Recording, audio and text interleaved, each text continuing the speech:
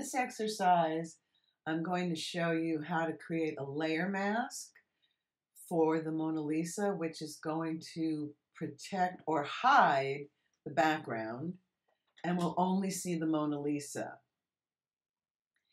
Instead of copying and pasting Mona Lisa onto another layer, we're going to just keep her with a layer mask, so we have all of our original pixels if we want to make any changes to the shape of the Mona Lisa. Now I've got the Essentials workspace set at the default. I'm going to click on the Layers tab panel and bring it over here so you can see it. And I'm going to open it up by pulling the right corner. Then I'm going to click on the Channels and panel and bring that down. The reason I'm doing this is because we're also going to learn about alpha channels. We're also going to use Quick Mask again, and to instill in you the purpose of editing with Quick Mask. We're also going to use some painting tools, opacity changes, blending modes, and design styles, because you should have learned all that by now. I'm going to unlock, you remember then there's an italicized background. I'm going to unlock it and rename it by double clicking. The dialog box comes up. I'm going to call it Mona. Enter, and now we've got the Mona Lisa.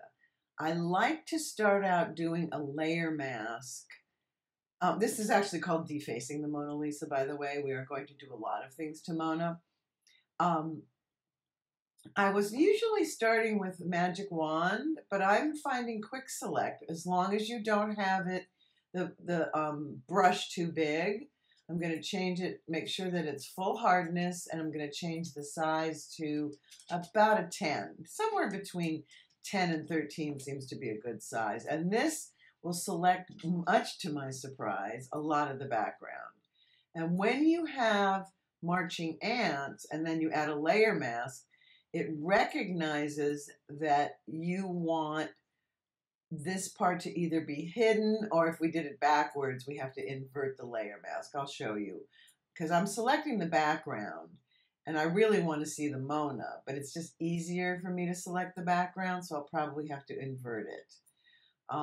Let's see, we still have to do some touch up. Oops, Command Z, because I went too far. I'm going to go down this way here.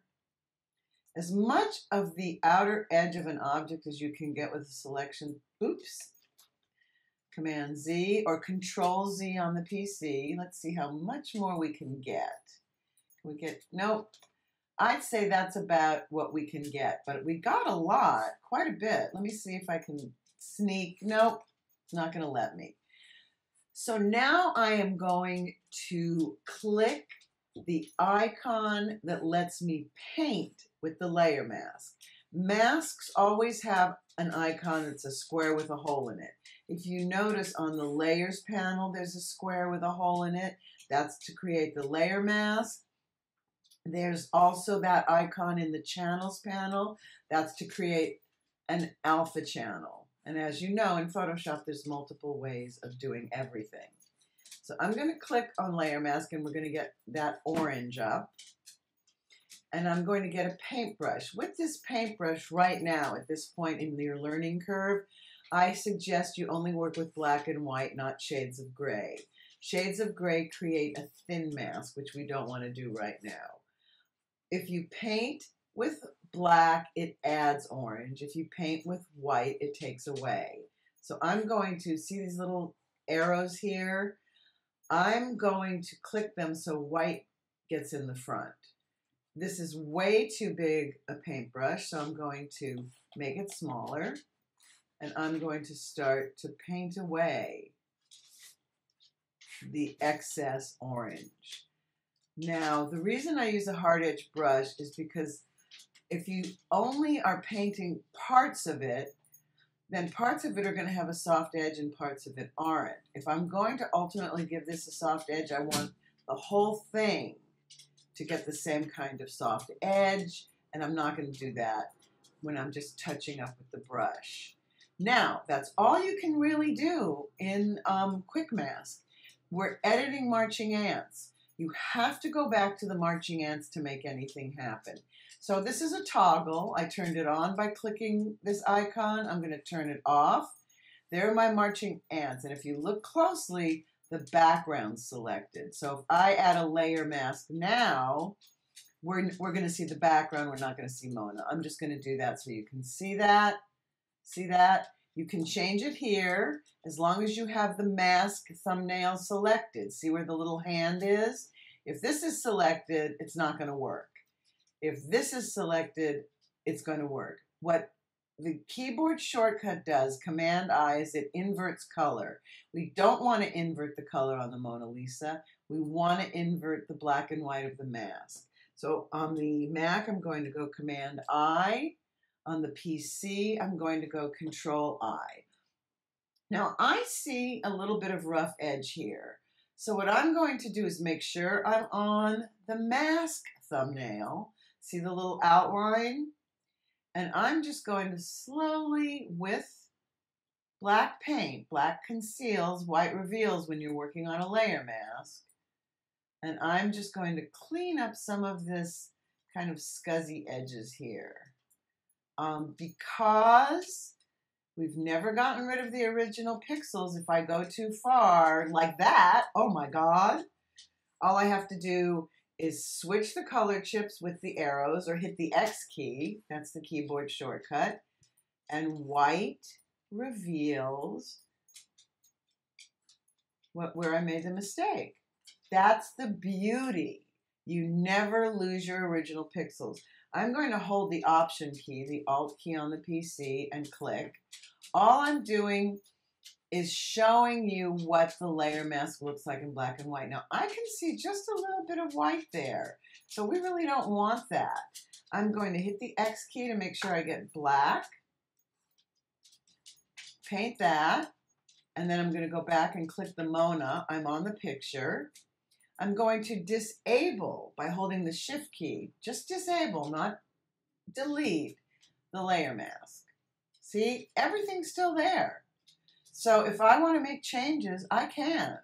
Right now, though, all I have to do is get a sky or a new background. That's what we're doing.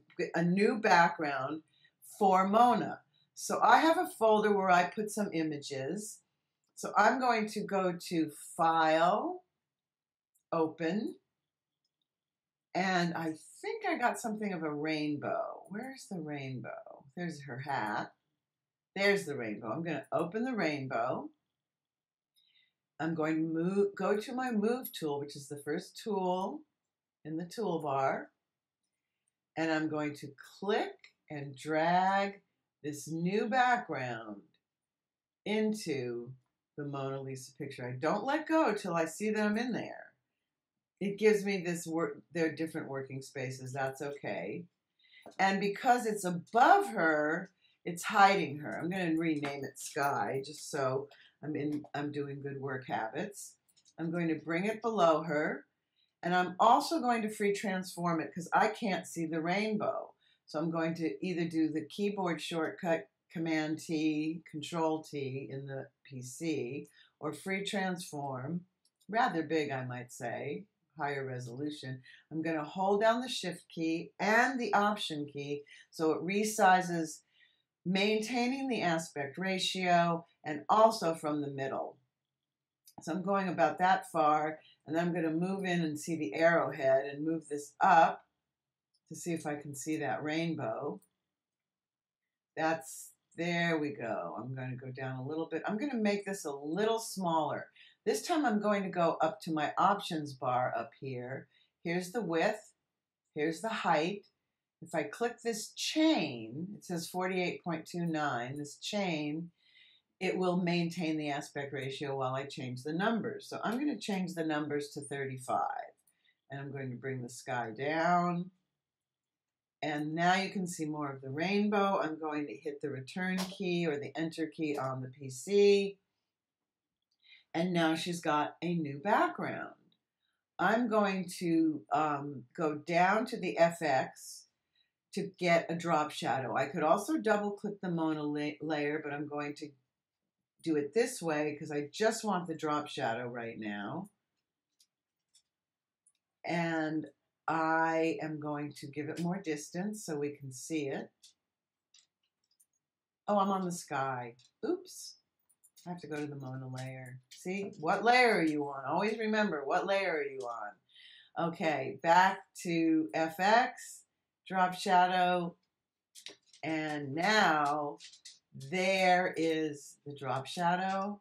I'm going to soften it. It says size, I don't know why, but I'm going to soften it. And there's the drop shadow. I'm going to click OK. I haven't saved this. I'm going to save as Mona Lisa, and I'm going to put Karen Jossel in front of it. And I'm going to save it into my tutorial stuff folder. Space there. Save. So now I've got Mona on a new background. And next in the series is 1B. Let's go there now.